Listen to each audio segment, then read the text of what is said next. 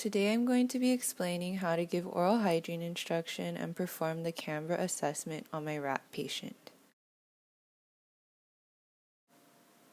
One of the benefits of giving oral hygiene instruction is that it teaches the patient the proper way to maintain their oral hygiene at home.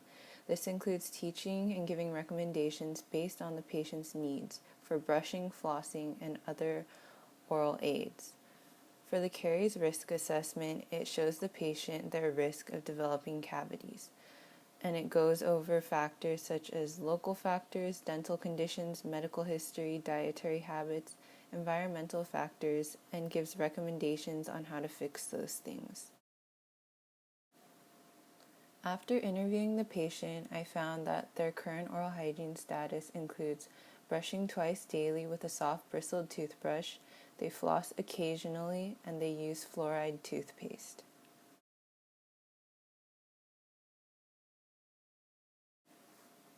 For caries risks, some of the positive factors are that they have fluoridated water, they use fluoride toothpaste, and they choose xylitol gum. Some of the negative factors are that the patient has generalized plaque and calculus, they have inadequate saliva flow, so a saliva test is recommended. They have radiographic lesions, they have white spot lesions, and they snack 1 to 3 times between meals. Here are the intraoral photos that were taken after placing disclosing solution on the patient's teeth. As you can see, most surfaces are covered with plaque and it's focused at the gingival margins.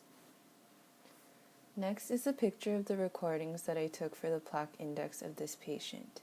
79 of the 116 tooth surfaces were covered in plaque, which means that their plaque index was 68.1%.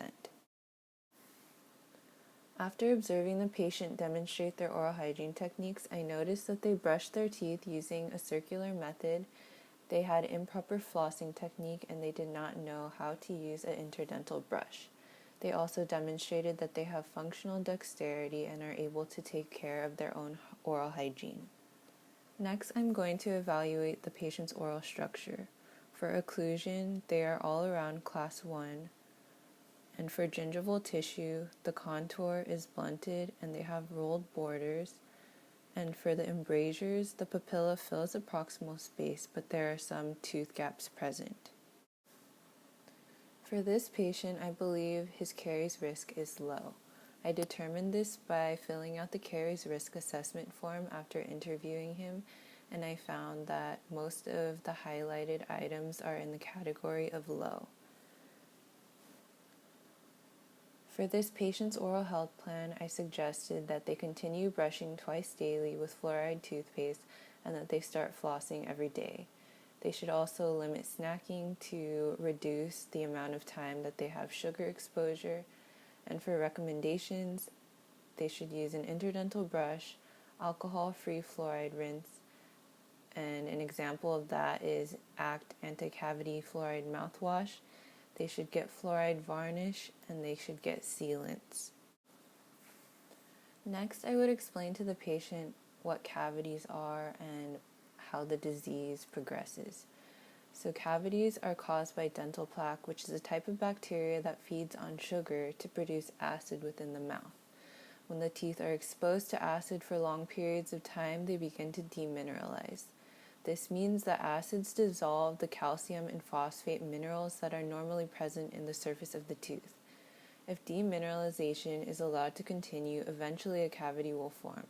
This process can be prevented and even reversed by being mindful of diet, fluoride exposure, sealant placement, plaque removal, and salivary flow.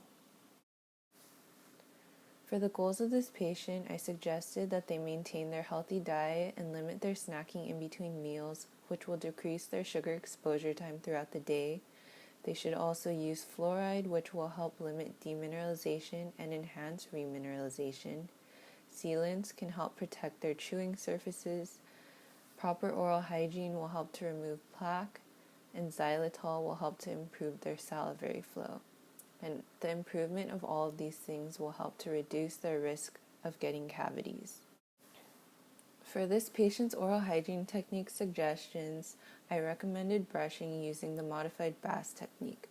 This will help the patient to get rid of all that plaque that accumulates at their gingival margin and below the sulcus.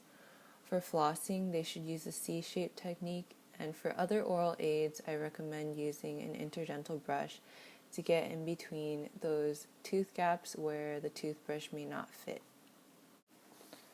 This is the Bass technique, where the bristles are held at a 45-degree angle up against the surface of the tooth, and they are under the gingival margin as well, and you vibrate and go tooth by tooth. Next, I'm going to demonstrate the roll method of brushing, where you just brush down towards the crown of the tooth. The modified Bass technique is when you combine the Bass technique and the roll technique, as I'm doing right now. This is the C-shaped method for flossing.